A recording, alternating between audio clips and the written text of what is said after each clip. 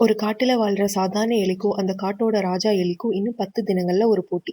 அந்த போட்டியில சாதாரண எலி ஜெயிச்சிருச்சு அப்படின்னா, அதோட வீடும், அதோட இடமும் அதுக்கு திரும்ப கிடைச்சிரும். ஒருவேளை அது தோத்துருச்சு அப்படின்னா, அது 2ம் அந்த ராஜா எலிக்கு சொந்தமாயிரும்.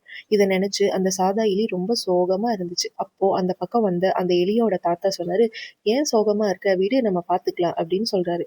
அதுக்கு அந்த சாதா எலி சொல்லுது, "ஏன் தாத்தா, அந்த ராஜா எலிக்கு இருக்க மாதிரி எனக்கும் அப்பா, அம்மா, பணம், வசதி, புகழ் இதெல்லாம் இருந்திருந்தா நானும் இப்படியெல்லாம் கஷ்டப்பட தேவையில்லல்ல" அப்படின்னு சொல்லுது. உடனே அத கேட்ட அந்த தாத்தா எலி சொல்லுது, "அப்படி நினைச்சிருந்த அப்படின்னா அதுதான் உன் முட்டாள்தனம். கடவுள் உங்க 2 பேத்தையும் ஒரே மாரி தான் படைச்சிருக்காரு. ஒரே மாதிரி தான் உங்க 2 பேருக்கும் நேரங்கிற ஒரு பரிச குடுத்திருக்காரு. அந்த நேரத்த யாரு சரியா பயன்படுத்துறாங்களோ அவங்க தான் வாழ்க்கையில வெற்றி பெறுவாங்க. அத நீ தெரிஞ்சுக்கோ" அப்படின்னு சொல்லிட்டு அந்த தாத்தா எலி கிளம்பிருது.